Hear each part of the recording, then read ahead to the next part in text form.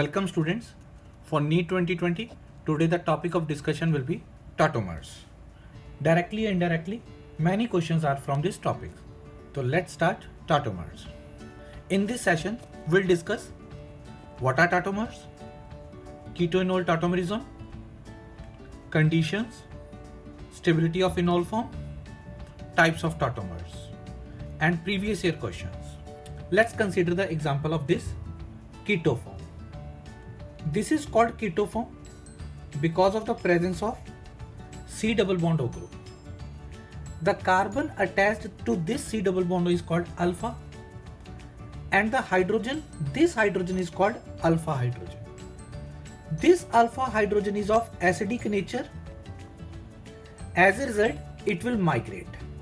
This acidic hydrogen now attaches with oxygen, and there will be the shifting of pi bond. Results in the formation of enol form. This is the enol form.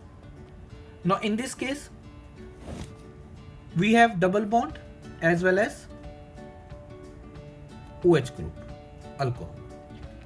These two are the tautomers.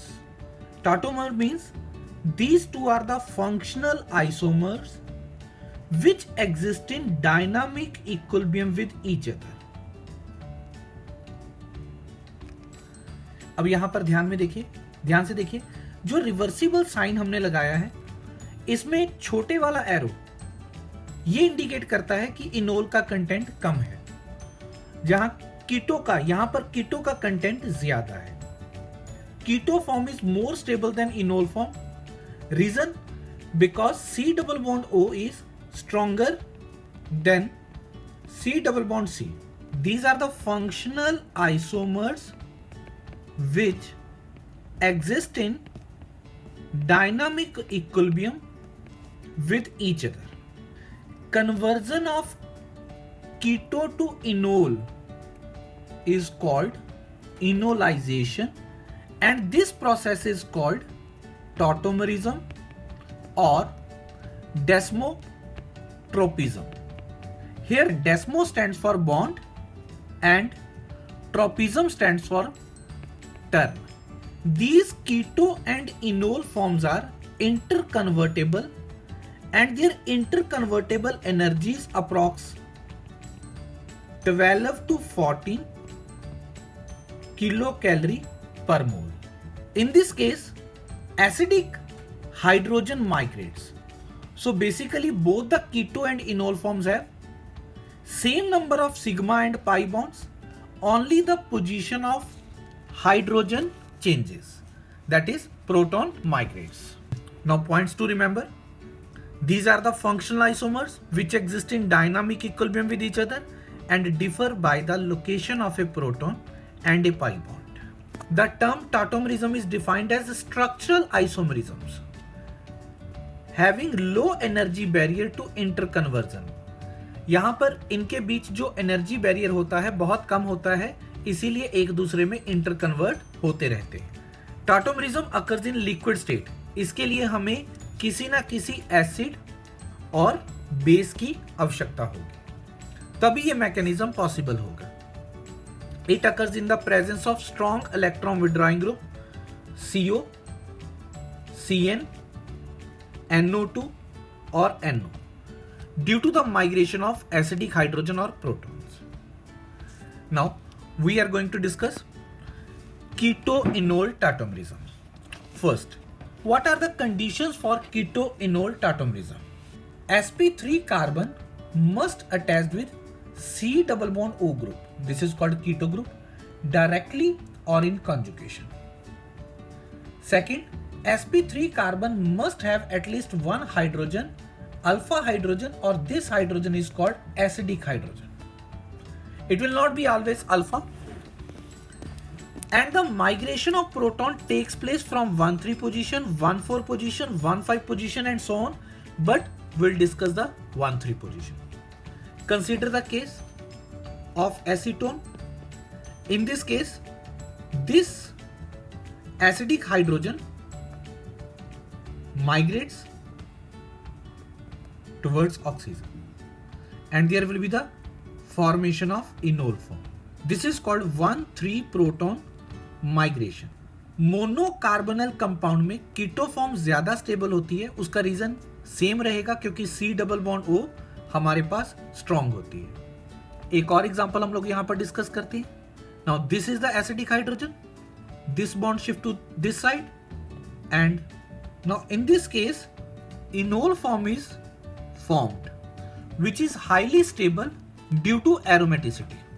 1 number है, ये carbon 2 number है, ये carbon 3 number है, 3 number carbon से hydrogen निकलकर oxygen के पास चला गया, और इस माइग्रेशन को हम लोग अल्फा माइग्रेशन भी बोलते हैं, because carbon attached with C double bond O group is called alpha carbon. Next is our 1,5 position proton migration.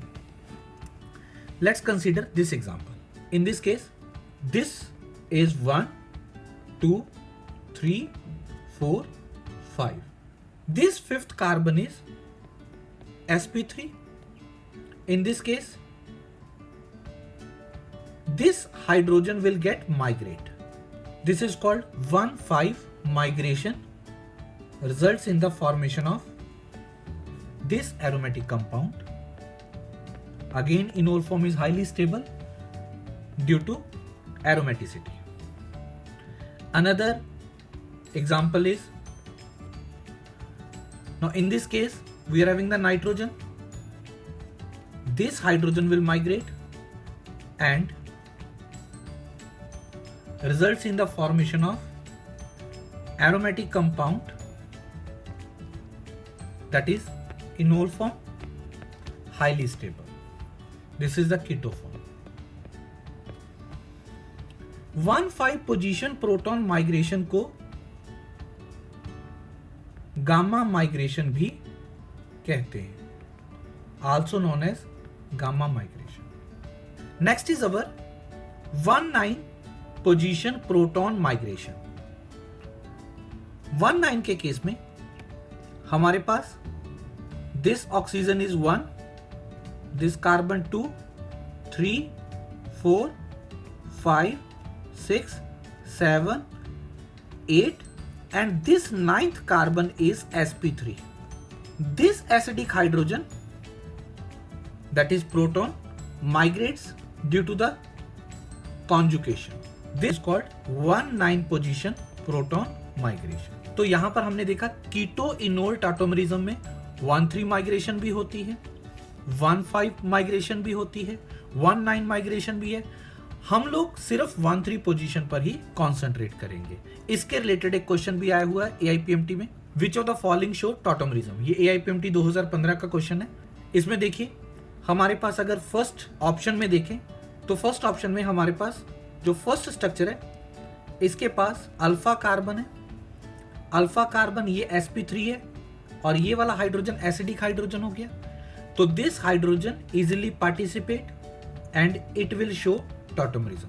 In structure number 2 हमारे पास गामा हाइड्रोजन भी अवेलेबल है एंड अल्फा हाइड्रोजन भी अवेलेबल है। Out of this gamma and alpha hydrogen migrate करेगा क्योंकि alpha hydrogen ज्यादा acidic होता है। In structure number 3 we are having only gamma hydrogen. This gamma hydrogen migrates. It means structure number 1 will show tautomerism, structure number 2 will show tautomerism, and structure number 3 will also show tautomerism due to gamma hydrogen participation, that is called 1,5 migration. आइए इनके compound देखते हैं। Structure number 1 अपनी enol form में ये compound बनाएगा, structure number 2 अपनी enol form में ये कंपाउंड बनाएगा, structure number 3 gamma hydrogen participate कर रहा है तो ये वाला। इसमें ये अल्फा कार्बन तो प्रेजेंट है बट इस अल्फा कार्बन के पास कोई हाइड्रोजन नहीं है। स्ट्रक्चर नंबर 3 में अल्फा कार्बन के पास हाइड्रोजन नहीं है तो इसीलिए गामा कार्बन के हाइड्रोजन को पार्टिसिपेट करना होगा। Keto enol tautomerism it is possible in acidic medium और बेसिक मीडियम। अब देखिए this is our basic medium. In basic medium हमारे पास एक कीटो फॉर्म है, यहां पर इस कीटो फॉर्म पर बेस ने अटैक किया because this hydrogen is our acidic hydrogen. तो बेस ने जब अटैक किया there will be the formation of enol form and this enol form abstract proton from the solvent. This is called enolate ion. Here we have to remember OH negative ion base attacks on a less crowded site. In acidic medium में सबसे पहले step में oxygen का जो lone pair है, this lone pair attacks on H positive ion.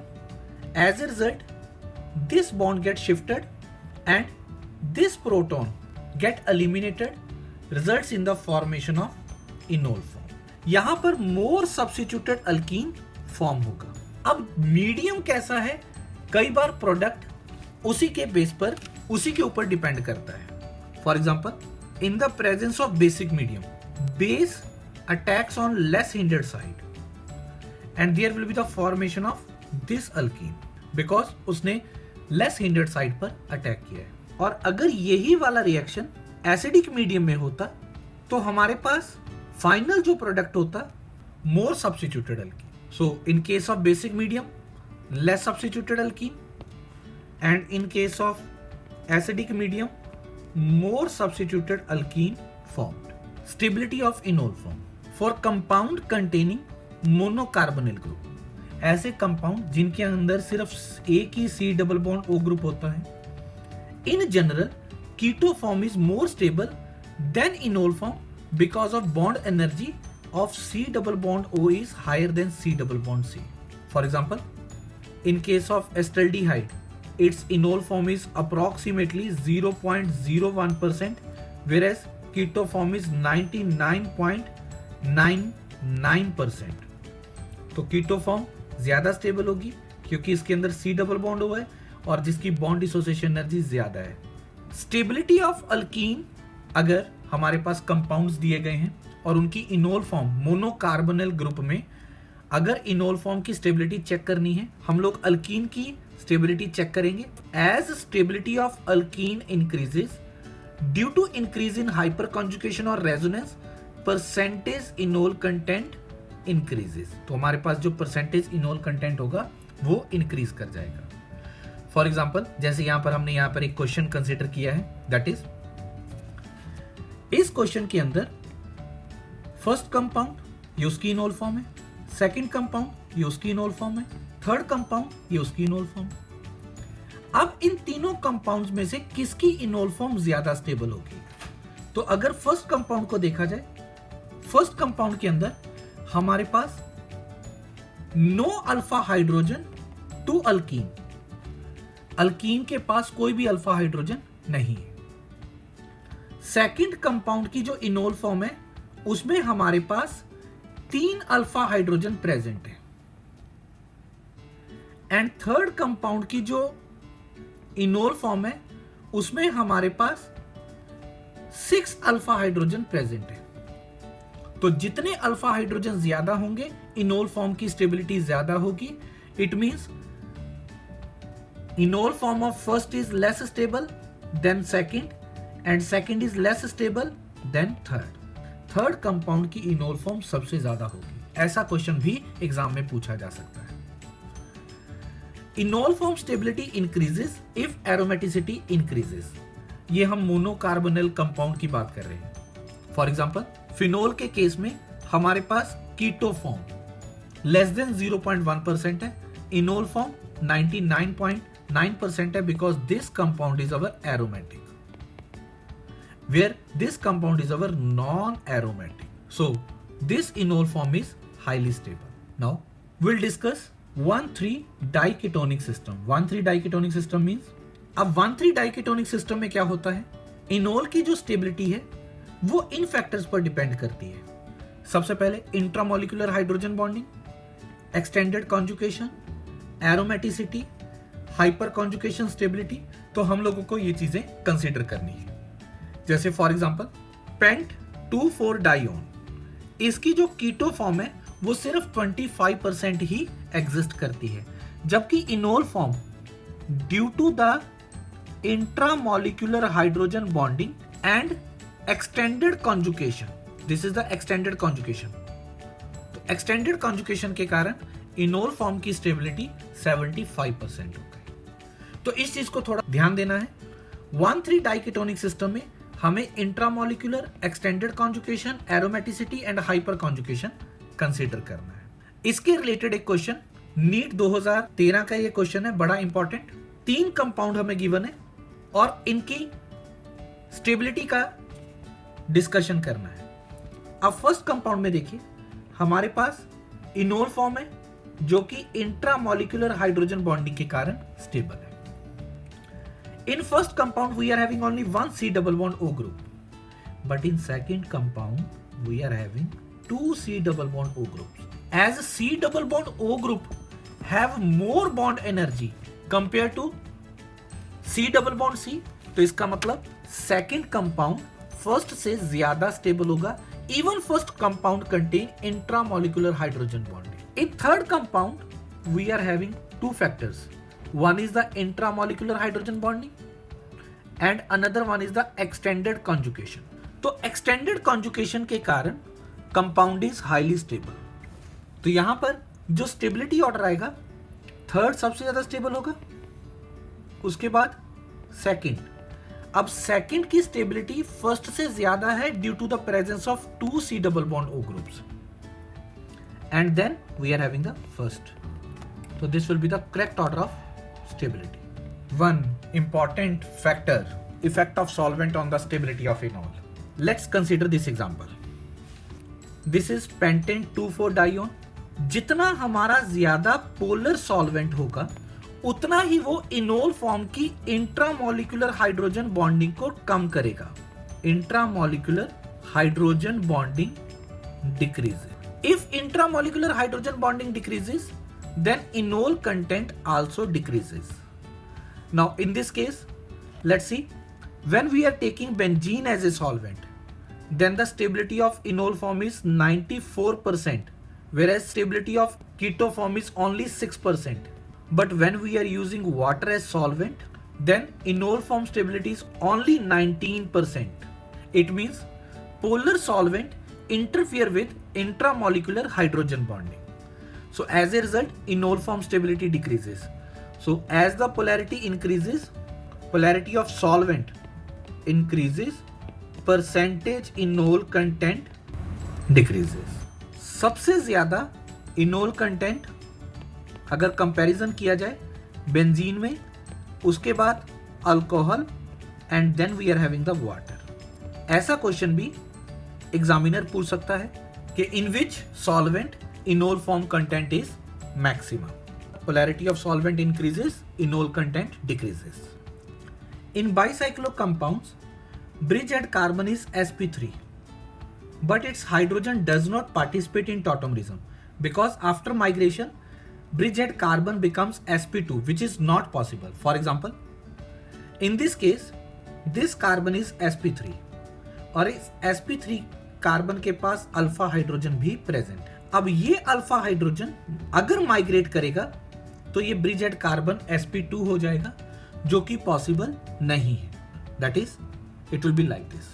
तो ये carbon sp2 ये पॉसिबल नहीं है, तो ये कार्बन प्लेनर नहीं हो सकता, तो इसीलिए इसकी इनोल फॉर्म एग्जिस्ट नहीं करेगी। तो ब्रिजहेड कार्बन का जो हाइड्रोजन है वो कभी भी टॉटोमरिज्म में पार्टिसिपेट नहीं करता अगर रिंग छोटी होती है।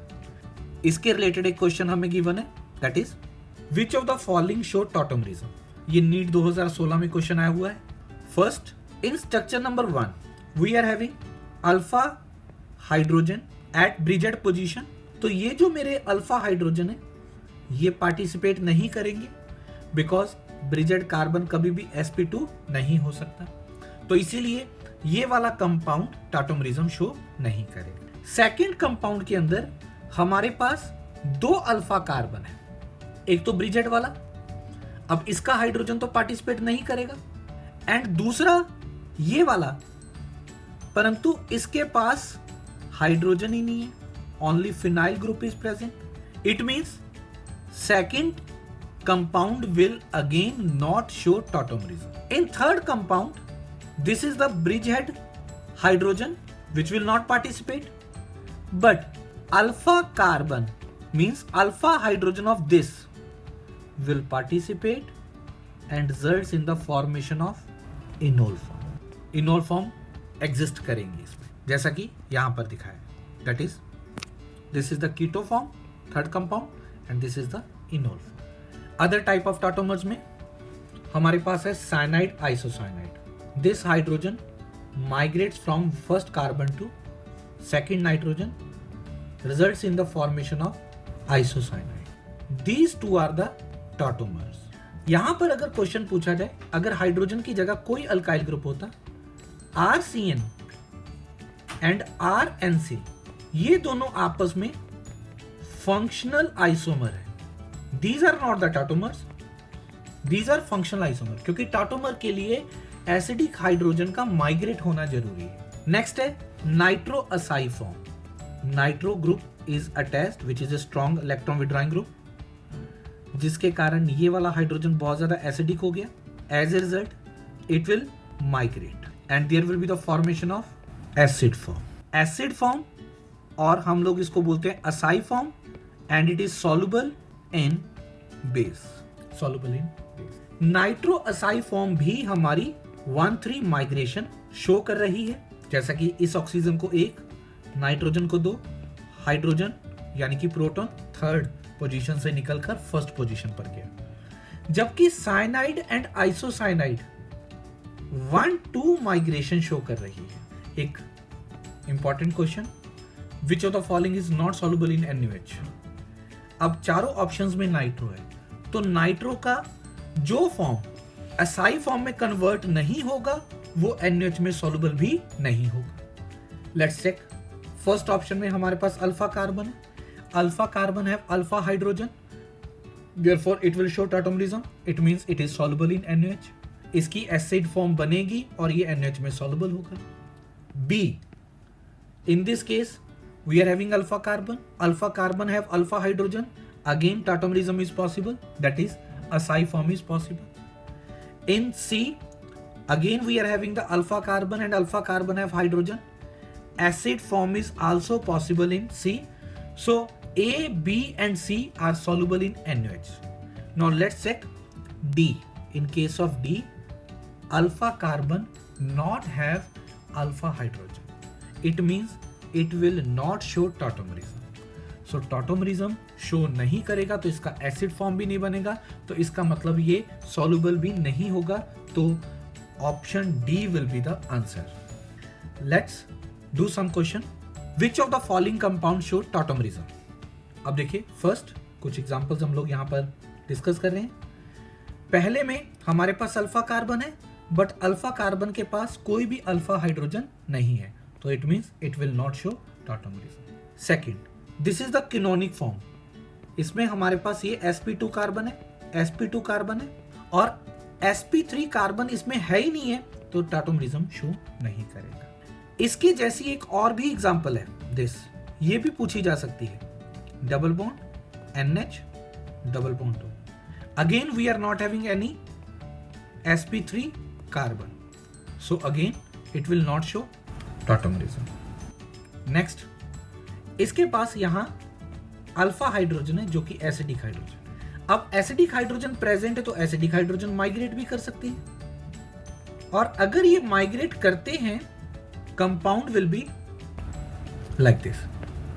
This is the enol form, but this enol form is less stable because this compound is anti aromatic.